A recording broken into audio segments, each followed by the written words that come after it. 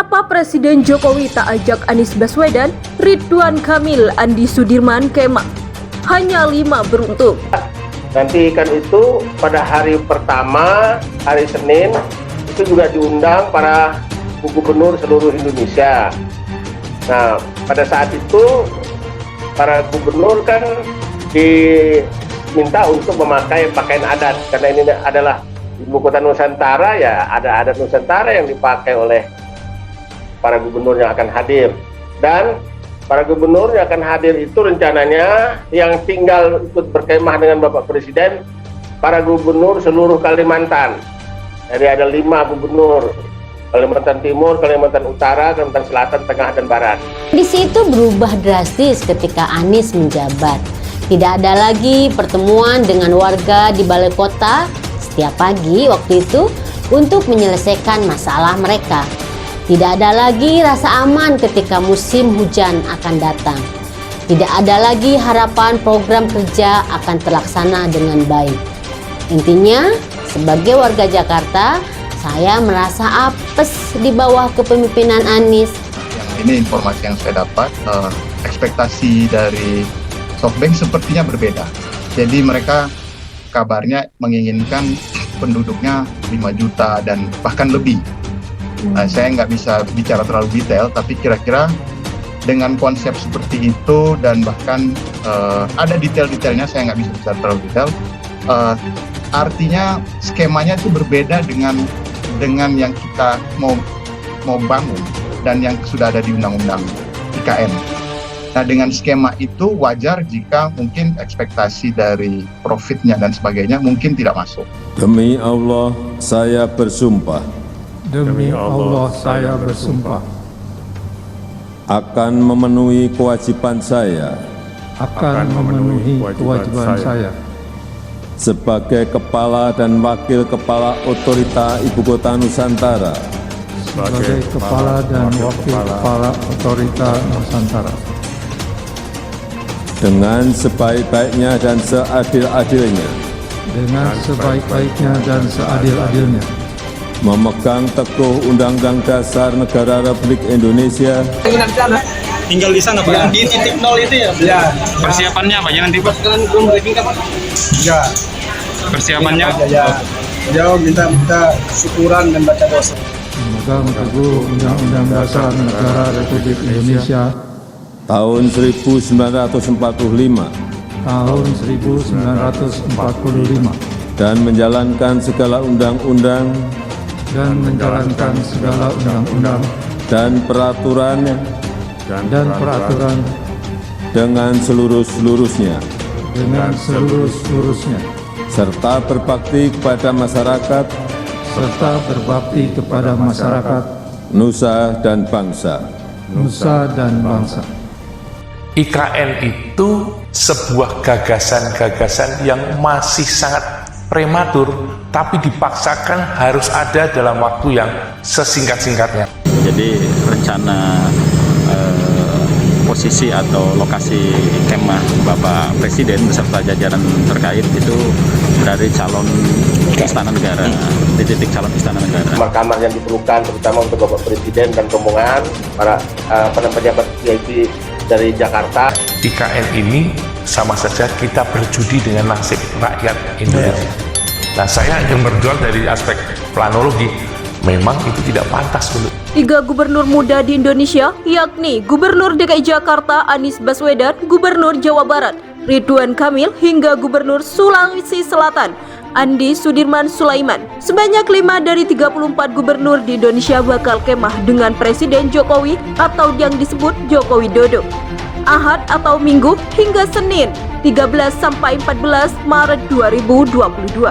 Besok, mereka adalah Gubernur Kalimantan Timur Isran Nur, Gubernur Kalimantan Barat Sudar Miji, Gubernur Kalimantan Selatan Sahbirin Nur, Gubernur Kalimantan Tengah Sugianto Sabran, dan Gubernur Kalimantan Utara Zainal Arifin Paliwang. Gubernur DKI Jakarta Anies Baswedan, Gubernur Jawa Barat Ridwan Kamil, hingga Gubernur Sulawesi Selatan Andi Sudirman Sulaiman belum beruntung untuk ikutan kemah bareng RI.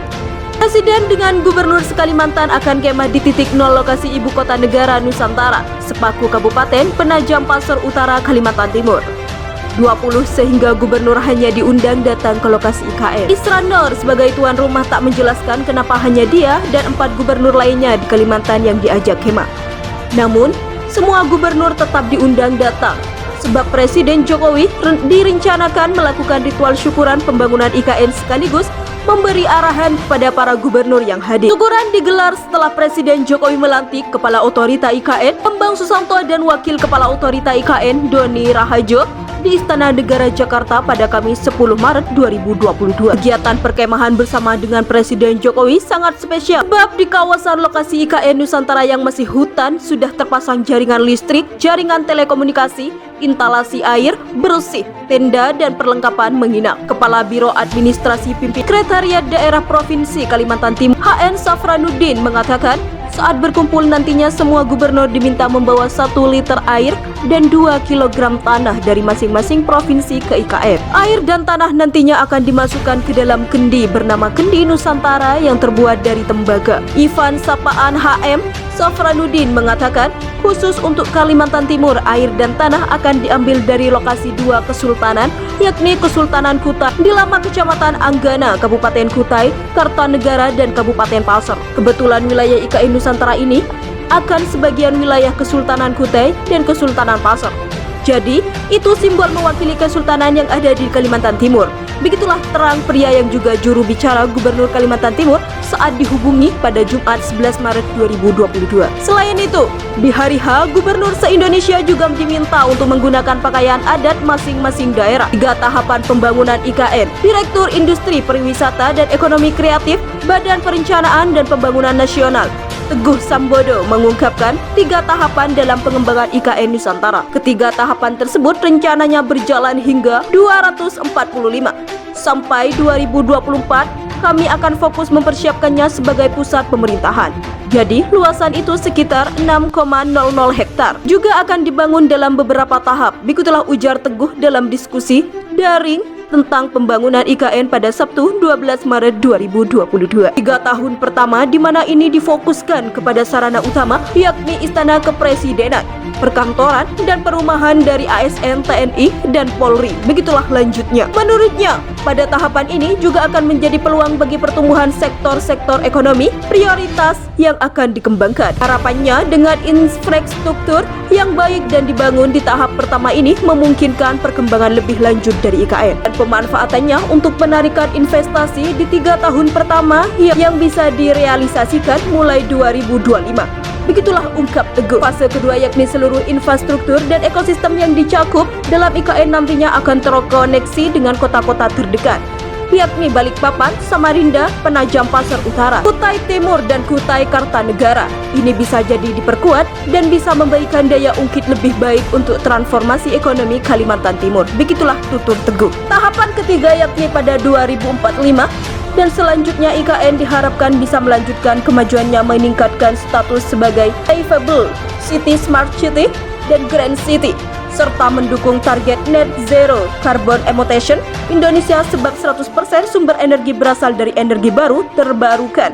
Begitulah tambahnya. Sebelumnya, tenaga ahli utama kantor staf Presiden Wandi Taturong menegaskan dengan disahkannya Undang-Undang Nomor 3 Tahun 2022 tentang IKN menunjukkan bahwa pembangunan dan pemindahan IKN dirancang agar dapat terus berlanjut. Dengan adanya UU itu salah satu upaya memastikan keberlanjutannya, sebab Presiden baik yang sekarang maupun yang akan datang harus menjalankan undang-undang ini.